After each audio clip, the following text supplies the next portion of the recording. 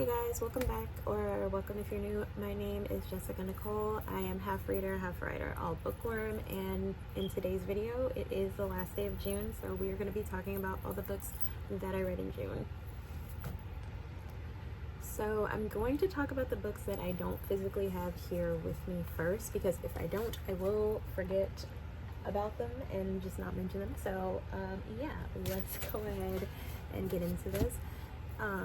The first book I actually read of this month was The Right Move. This is a sports romance between an NBA player and his best friend, his sister's best friend, who has to move into his apartment because of something that happens with her ex and her living situation, and she's got to move in somewhere or she's going to have to leave the city. This girl is his sister's only friend in the city, and it's kind of his fault, he feels like, so he feels obligated to let her stay with him. It's a forced proximity sports romance, but it's so much more than that. Like, it was such a sweet story, and just like the little things that he would do for her, like the little things that he remembered about her, just things she'd mention like offhand and he'd remember, and like just go out of his way to make her happy or make her comfortable. Like, I loved that so much.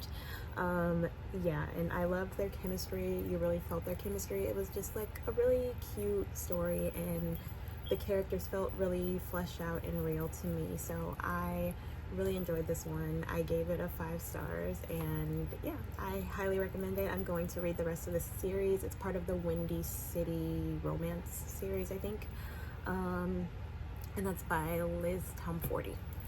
The next book that I read, well, not the next book that I read, but the next book I'm going to talk about is The Guest List by Lucy Foley. This is the only thriller that I read this month, and I listened to this one on Audible.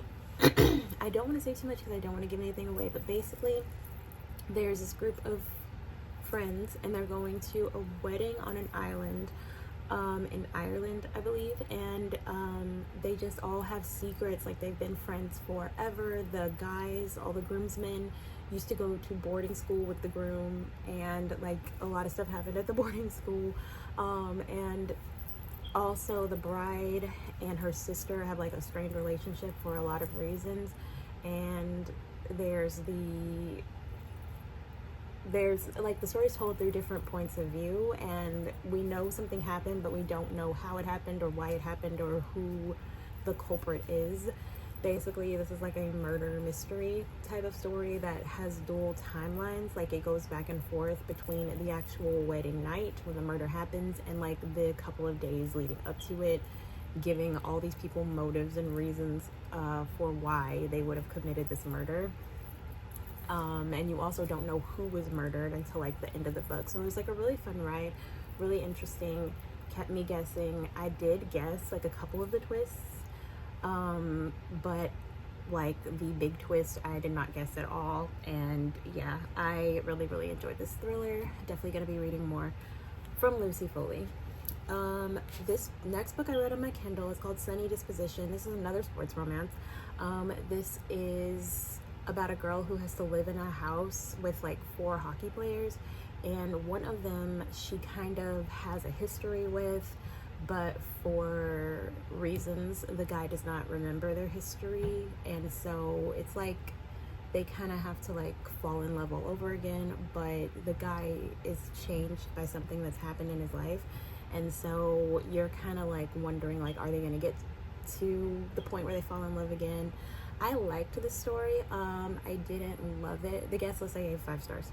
I liked the story. I did not love it. There were like some plot holes, like some things that were left undone, I guess, by the end of the story. There were some things that I think could have gotten more like page time that were really glossed over. And I also think that there were parts of it that dragged, that maybe didn't need as much page time. There was like this big thing with the main guy character that needed to be resolved, and we just never got an answer to that. So for those reasons, I'm gonna give this book a 3 stars. It is a really funny story, really cute story. Would still recommend it. It's a good, solid story. It's just like for those reasons, it's not a great story. So yeah, that's that one. Another story that kind of let me down again this month, the Monsters and Muses series. Like it's like, and it's such a roller coaster with this. Savar Miller's Monsters and Muses series. This is book 5 out of 6. I'm gonna read book 6 in July. So that I can give like a full comprehensive review of the series. But you guys know, if you've been watching, that I did not like book 3, loved book 1, loved book 2, didn't quite vibe with book 3, loved book 4, and then I just didn't quite vibe with book 5. I love the main female character in here, Ariana, and I feel like the author did a really good job of fleshing out her character. However, the main guy character, he just kind of felt like a cardboard cutout to me, I swear, and like their chemistry, I just didn't feel it at all. I didn't understand like why they liked each other, why they loved each other. Like I didn't get the chemistry. It felt very physical, and yeah, this is a dark romance, so yeah, of course it's gonna be physical, but it felt like that was all they had. Like they didn't really know each other or have a deep connection with each other. And also, like, there were things with his character that just never got explained, never got resolved. There were a lot of plot holes in here, and a lot of spaces where things felt rushed to me. And yeah, I was just like kind of let down by this one, Souls and Sorrows. So hopefully book 6 finishes out the series in like on a high note. But yeah, this one I did not like very much at all. I'm gonna give this one a 2 stars. And definitely always check trigger warnings with any book, but especially dark romances. I did not, in the prologue, almost sent me on a spiral. Just check the trigger warning so you can be prepared when you're going into dark romance, especially. The next book I read, I'm going to talk about the other two books that I loved here in just a second, but this is another book that kind of disappointed me. Lore of the Wilds. I had such high hopes for this. I loved that it was Black girl fantasy because I love Black girl fantasy. I write Black girl fantasy, and this just kind of fell flat to me. Like, this felt very dry. It dragged. There were parts of it that were just okay, like, why are we including this? It didn't move the plot forward at all. I did like the little twist at the end. I like the world that we're in, but the characters, I just did not connect to any of them. I did not care. Yeah, I can't really say too much about it. I just didn't care. I didn't connect. I don't like I like parts of the magic system. I don't like the parts of the magic system that relate to lore specifically. I don't like it. I don't understand it. It wasn't explained well. And yeah, I'm very disappointed because I wanted to like this so much. This is by Annalie Sbrana. And this is my first book from her, and I think it's gonna be my last. This is the first of a series, and I just don't think I'm gonna continue it, unfortunately.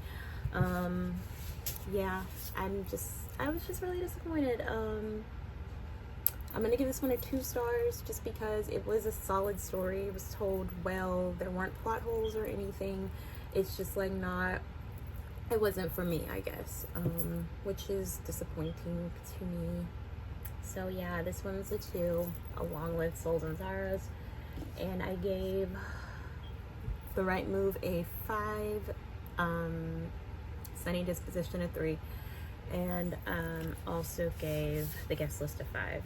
Another 5-star read for this month is How the King of Elfhame Learned to Hate Stories by the one and only Holly Black. I loved this. I loved these stories. It's basically a collection of stories that revolve around Cardan and from the Cruel Prince trilogy, the Folk of the Air trilogy by Holly Black. So I do recommend you reading that first, and then you go into this, because these are kind of like prequels to that, and there's like a little sequel to the series too in here, and we're following like 2 different timelines. We are like going back in time and seeing how Cardan became the Cruel Prince, and we are like kind of, it's not really a mystery, it's like a problem. They're like on a mission. Him and Jude are on a mission throughout these stories in this book to kind of right a wrong.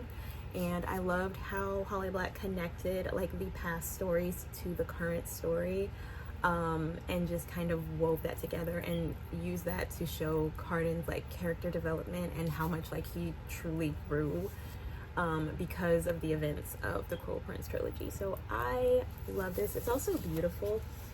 Like there are gorgeous illustrations. Like this is just the front of it, and let me find an example. Like it feels like a storybook, and it's also full of like her lyrical, beautiful language. I love the way Holly Black describes like fairy stories. Like look at this. This is gorgeous. And I loved this so much. Story's beautiful, book was beautiful, loved it so much. Another book that I loved so much this month was Heartstopper Volume 2. This continues Nick and Charlie's story. Nick and Charlie are basically, they have a friends to lovers romance. It's so sweet and wholesome and cute, and it's a graphic novel. I'd seen the Heartstopper show, but I am enjoying going back and reading the novel and rewatching the show as I'm reading the novels. So love this, cannot wait to continue the series. 5 stars, just all around great book. And those are all the books that I read in the month of June. Let me know if you've read any of these books and what you thought about them, and I'll catch you in the next one. Bye.